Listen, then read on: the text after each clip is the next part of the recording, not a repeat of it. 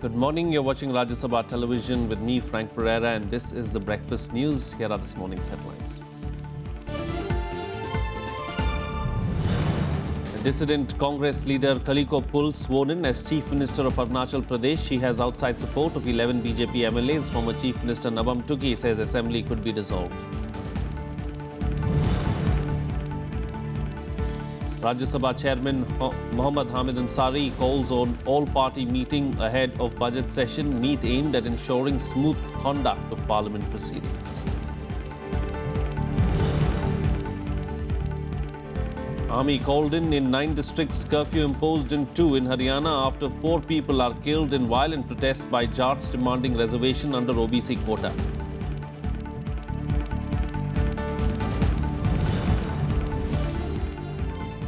Nepalese Prime Minister to be accorded ceremonial welcome at Rashtrapati Bhavan today to call on Prime Minister Narendra Modi. Bilateral and development issues on the agenda. EU leaders strike a deal with Britain avoiding a Brexit. UK to be given special status as per deal. Prime Minister Cameron to present deal to his cabinet today.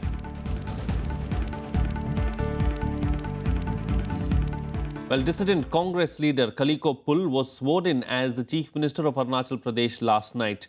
This came after more than 2 months of political crisis and shortly after the Supreme Court paved the way for government formation on President's rule was lifted from the state. Pull, who had led a revolt against the leadership of former Chief Minister Nabam Tuki, was administered the oath of office and secrecy by Governor K.P. Rajkova at a ceremony at the Raj Bhavan in Itanagar. Pull heads a government that has the support of 19 dissident Congress MLAs, 11 of the BJP from outside and 2 independents who are likely to be part of the government in the 60-member state assembly. Tuki commands the support of 26 Congress legislators. Speculations are rife about the possibility of dissolution of the assembly by the new government to pave the way for fresh elections in the state. Earlier in the day, with the Supreme Court paving the way for government formation, President's rule in Arunachal Pradesh was lifted. President Pranab Mukherjee's nod came after a last-ditch effort of Nabam Tuki seeking an interim direction that his party be allowed to go for a floor test in the assembly to prove majority was rejected by the Supreme Court on Friday. नबम Tuki भी हमारे साथ मिलके हम काम करेंगे। हम leader से थोड़ा पार्टी बड़ा पार्टी है, छोटा मोटा जो मतभेद होता है, डिफरेंसेस होता है, वो इनर डेमोक्रेसी है, वो हमेशा होता है। तो जब वो डिसिडेंसी में तब भी हम लोग साथ दिया, तभी हमने डिसिडेंसी हमने कोई क्रिएट नहीं किया। हम लोग जस्ट जो अपना जो यहाँ का जो प्रॉब्लम्स है स्टेट लेवल में, अपना जो पीसीसी लेवल में जो हम लोग ने असेंबली में, सीएलपी में और कैबिनेट में जो रेस किया है उसको सुनवाई नहीं हुआ है। उसके लिए केवल हम लोग एआईसीसी जो हाई कमांड्स के सामने हम इश्यूज को रखने के लिए गया है। Controversies were created by some people having vested interests, and they were even trying to mislead the Honorable Supreme Court by giving false information. Then Mr. Tuki or any other leader should have made a claim to the governor, who is the appointing authority. No such claim was made. Well, another big news now, Rajya Sabha Chairman Hamid Ansari has called a meeting of leaders of all parties in the upper house today. The meeting is ahead of the budget session beginning on February 23rd, and there is a possibility of a tumultuous session. This is perhaps the first such formal pre-session meeting convened by the Rajya Sabha chairman. Significantly, Prime Minister Narendra Modi has also been invited for the meeting, which aims at ensuring a smooth 3-month-long session.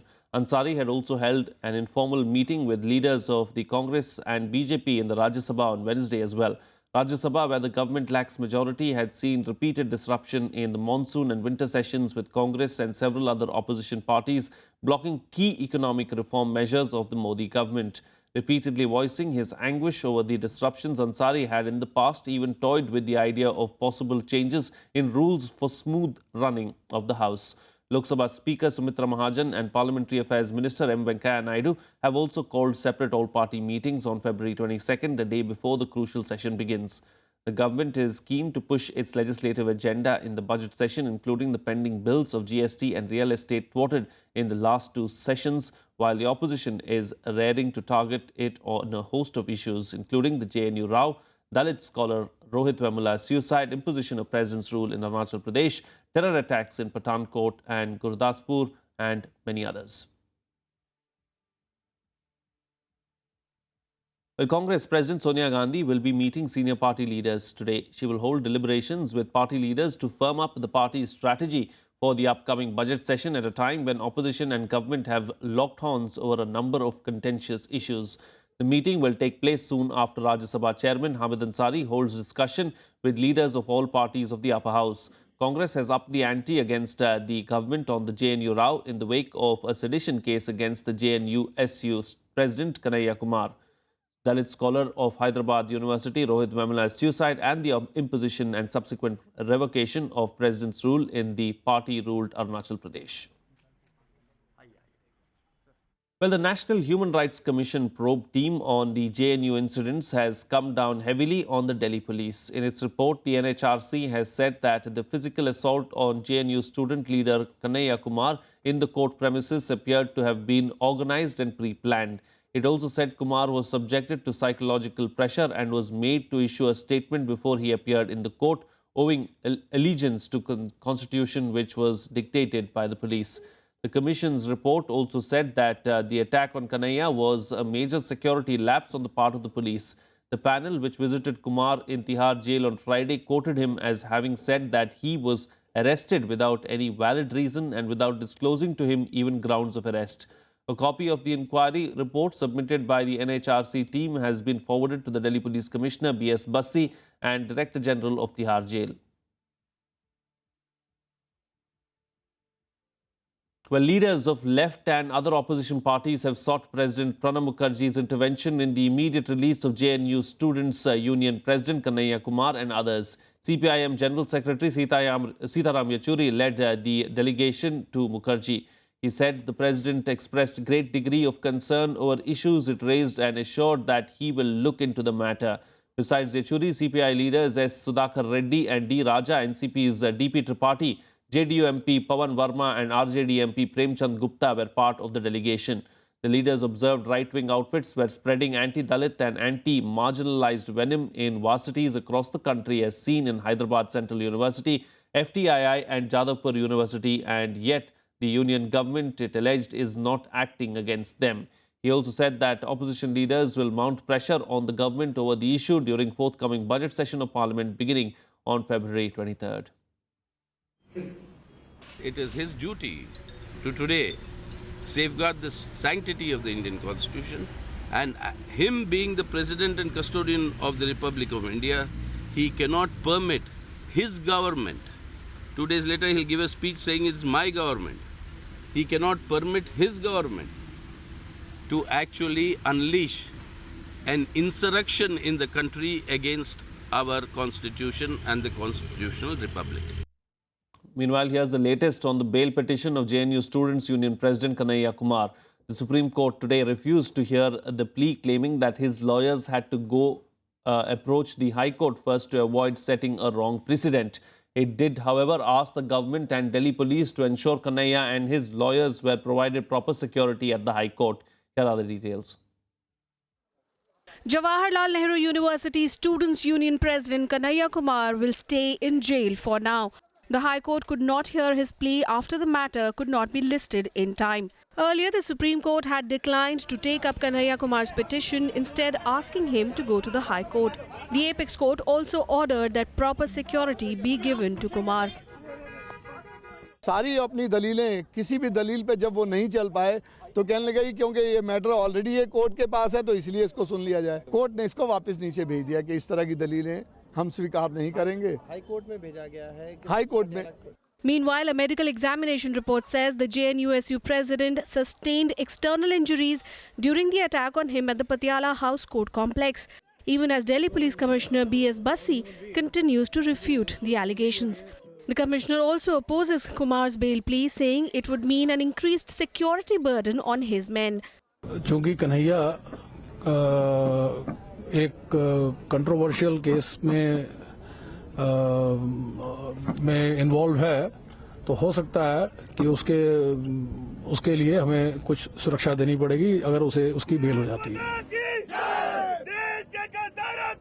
Even as no action has been initiated against Vikram Chauhan, the lawyer who led the attack on journalists, teachers and students at the Patiala High Courts this week, Hundreds of lawyers responded to a call from him and marched on the streets of Delhi on Friday. हम उन्हें कड़े शब्दों में एक निंदा करते हैं और ये बताना चाहते हैं कि जो भारत देश है, भारत देश एक विशाल बहुत बड़ा देश है। इसके अंदर हम ये चीज़ जो हो रही है, हम उस चीज़ को कदापि बर्दाश्त नहीं करेंगे और हम ये सरकार से अपील करते हैं कि ये जो एक्टिविटीज़ कर रहे हैं लोग, उनके अंदर देशद्रोह के मुकदमे चलाए जाएं और उनको बिना ट्रायल उनके ऊपर कड़ी से कड़ी कार्रवाई की जाए। Lawyers in other cities too joined in. In Jammu and Lucknow, lawyers took out protest marches, saying they were protesting against anti-national elements. अपनी सॉलिडिटी शो करते हैं। हमारी ये बात देशभक्त बार है और हम अपनी देशभक्ति के लिए अपना खून भी निछावर कर देंगे, उसके लिए हम पीछे नहीं हटेंगे। लेकिन जो लोग ये कहते हैं कि भारत के टुकड़े टुकड़े कर देंगे, हम उनको ये चेतावनी देना चाहते हैं कि भारत के टुकड़े आप बाद में करोगे, हम उन लोगों के टुकड़े कर देंगे। However, support for the student leader also continues to gain ground around the country. This extraordinary situation has been recognized is in itself a big blow to the government, and now that their entire case is based on a fake video that has come to light, I mean the government should be running for cover. Police और Patiala house के वकीलों के में आपस में काफ़ी मिली भगत है, क्योंकि जिस तरह से सुप्रीम कोर्ट के ऑर्डर का उल्लंघन किया गया और जर्नलिस्ट को बेइज्जत किया गया। In a related development, DU Professor S.A.R. Gilani's bail plea has been rejected. The 46-year-old professor was also arrested on charges of incitement and sedition. Bureau Report, Rajya Sabha TV. Moving on now, the army has been called in 9 districts of Haryana after 4 people were killed and 25 injured as the Jat stir for quota turned violent. Curfew has been imposed in Rohtak and Bhiwani city areas. Home Minister Rajnath Singh has assured assistance to the state government. Members of Jat community are demanding reservation under the other backward classes category. Here's a report. On the 6th day of protests, the agitation over Jat reservations took a violent turn in Haryana as 1 person was killed and 25 injured in the violence. Army was called in to control the situation in 9 districts, with curfew being imposed in Rohtak, Bhiwani city areas along with shoot-at-sight orders. हमने सभी जिलों के बारे में assessment की है, लेकिन जो चीज़ सामने आई है निकल के वो ये सही है कि रोहतक, सोनीपत, झज्जर, भिवानी, ये हिसार, ये ज़िले हैं जहाँ पे ज़्यादा समस्या है। लेकिन बाकी ज़िलों में भी जैसे जींद, कैथल और पानीपत, इन ज़िलों में भी समस्या है, लेकिन उसको हम टैकल कर रहे हैं। वहाँ Hundreds of protesters turned violent, setting ablaze the House of State's Finance Minister Abhimanyu and several government and private properties. Road and rail traffic was also disrupted in the Rohtak-Jhajjar region, the focal point of agitation, besides Bhiwani, Sonipat and Hisar. With the violence in the state escalating, top union ministers Rajnath Singh, Manohar Parrikar, Sushma Swaraj, Arun Jaitley reviewed the situation late on Friday night. मैं विनम्रतापूर्वक सभी हरियाणा के बहनों भाइयों से appeal करता हूं कि वह शांति व्यवस्था बनाए रखें। इस देश में लोकतांत्रिक व्यवस्था है। लोकतंत्र में हिंसा के माध्यम से किसी समस्या का समाधान नहीं हो सकता। Earlier at an all-party meet, Chief Minister Manohar Lal Khattar appealed for peace. The protesters rejected the appeal even as Khattar gave an assurance that a solution will be worked out to extend reservation to the community. सरकार आती है हमारे को बेवकूफ बनाने के सिवाय कुछ नहीं करती। सबसे ज्यादा वोट बैंक इस प्रदेश के अंदर जाट वर्ग का है और जो सरकार आती है हमें झूठ बोल करके हमारी वोट ले जाती है और फिर हमारे जो मामले हैं उनकी तरफ कोई नहीं देखता। The Jat community that constitutes 28% of state's population is seeking reservation under the OBC category in the government jobs and educational institutions. Jat leaders refused to call off the strike despite the state government's offer of increasing reservations for the economically backward classes from 10 to 20%. आंदोलन के माध्यम से नहीं बल्कि आपस में बैठ के राज्य सरकार हो या जाट आरक्षण कि जो अग्रणी हैं वो बैठ के अगर इसका समाधान निकालें तो हालात सामान्य हो सकते हैं. The opposition claims the state government is not doing enough. There is a Supreme Court decision which has been taken on this particular issue. So therefore, under the Indian constitutional scheme, once the Supreme Court speaks, that is supposed to be the final word. इसके लिए स्वयं सरकार जिम्मेवार है. हमने सरकार को जब इस प्रकार की ब्रिगेड बनाने की बात आई थी, चाहे ओबीसी ब्रिगेड की बात करें या कि जाट आरक्षण वालों की ब्रिगेड की बात करें, तब मुख्यमंत्री को कहा था कि मुख्यमंत्री जी ऐसी ब्रिगेडों पर रोक लगाएं, नहीं तो सिविल वार होने का खतरा है. Earlier, the Punjab and Haryana High Court had asked the Qatar government to file a status report on the law and order situation. The Rohtak district administration also declared holiday in all educational institutions till February 21st. Bureau Report, Rajya Sabha TV. Well, here's a look at the news and events lined up for the day in our segment, The Day Ahead.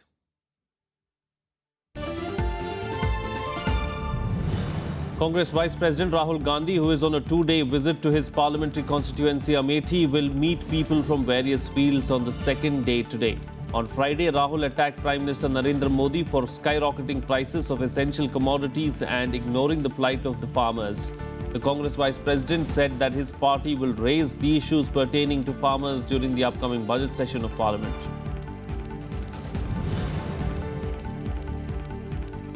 The National Herald case will be heard in Patiala House Court today.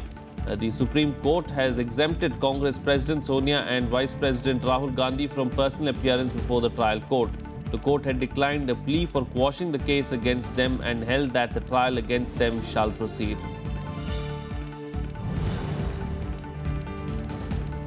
AAP National Convener and Delhi Chief Minister Arvind Kejriwal is likely to visit Punjab, during which he will meet the families of farmers who committed suicide due to debt. Delhi Chief Minister was in the state last time on January 14th when he held a massive rally in Muxar on the occasion of Maghi Mela, kicking off AAP's campaign for the 2017 Assembly polls. Time for a short break now, but news and updates will continue on the other side. Stay tuned. We'll be right back.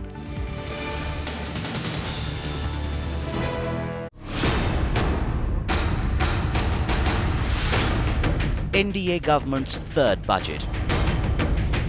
Will it be a path-breaking one? Will it fuel the government's development thrust? Watch the brightest minds dissect budget proposals. 7 a.m. to 11 p.m. on February 29th on Rajya Sabha television.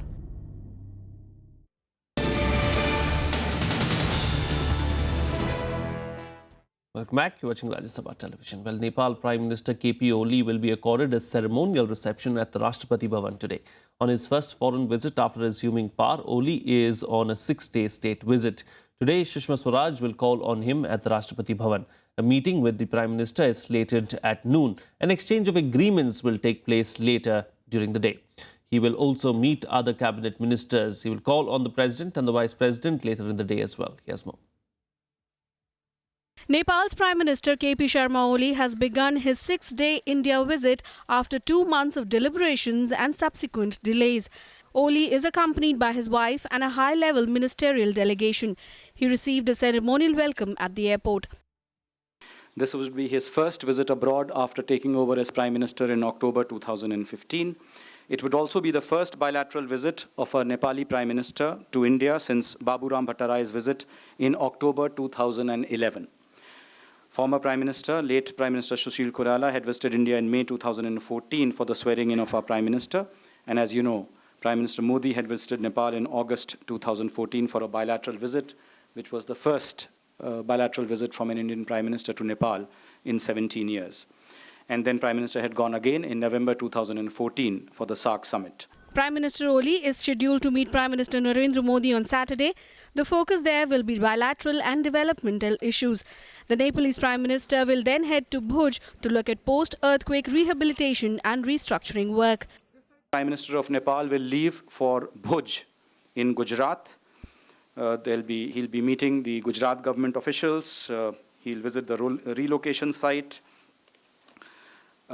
Basically, this is to understand how we did earthquake reconstruction after the Bhuj earthquake. And from Gujarat, he will leave for Mumbai. He will meet the governor of Maharashtra. Oli is also scheduled to meet President Pranab Mukherjee, Vice President Mohammad Hamid Ansari, besides the senior cabinet ministers. He will also meet business leaders in Mumbai. To keep India under pressure, Prime Minister Oli wanted to visit China on his first prime ministerial visit abroad. But China indicated that it cannot replace India in Nepal. Now that Prime Minister Oli is here in India, he should try to settle issues with Madhesis and take Nepal on the path of progress and stability.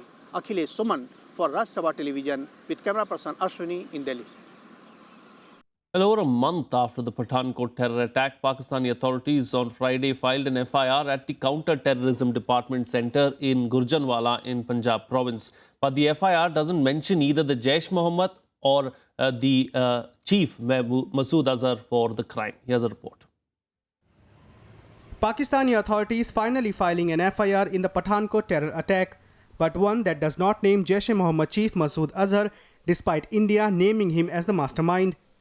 The FIR that mentions unknown persons comes after weeks of inquiry into the attack. 10 दिन पहले उन्होंने कहा था जो हिंदुस्तान ने evidence दिया उसमें कुछ दमी नहीं है और उसके बेसिस के ऊपर FIR फाइल नहीं हो सकती. अभी जो खबर आई है कि FIR फाइल कर दी गई है मसूद अजहर और 4 और अननोन के बहुत ही इम्पोर्टेंट है और दोनों देशों के ताल्लुकात में इम्प्रूवमेंट लाने के लिए ज़रूरी है. इसी के बेसिस के ऊपर जो फॉरेन सेक्रेटरीज की बातचीत होनी है और NSS की बातचीत होनी है उसके लिए भी आगे की कार्रवाई हो सकती है. Pakistani authorities say the FIR will be the basis to start police and judicial proceedings. It was lodged on the basis of information provided by National Security Advisor Ajit Doval. Besides Azhar, India has identified his brother Rauf and 5 others for carrying out the attack. The FIR also mentions telephone numbers contacted by the militants.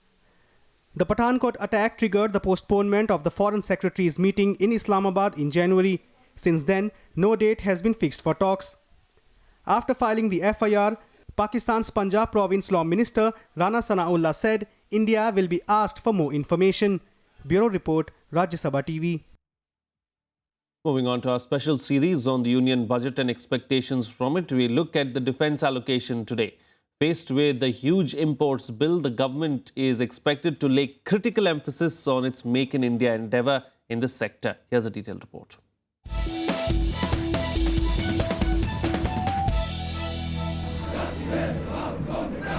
The world's third largest standing army with 1 million active personnel is investing in the latest weapons. From 2010 to 2014, all that modernization has made India the world's biggest arms importer.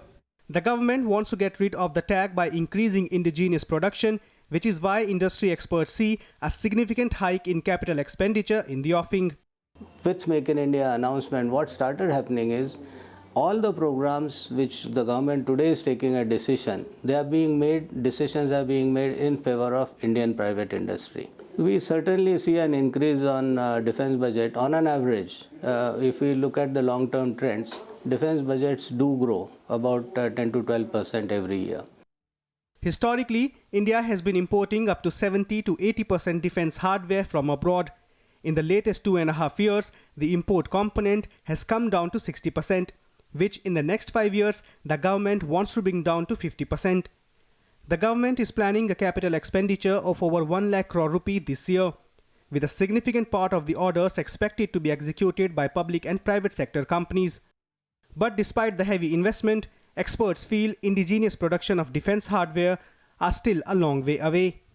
It's unlikely to happen in a very short term. That's going to happen over a medium to long term.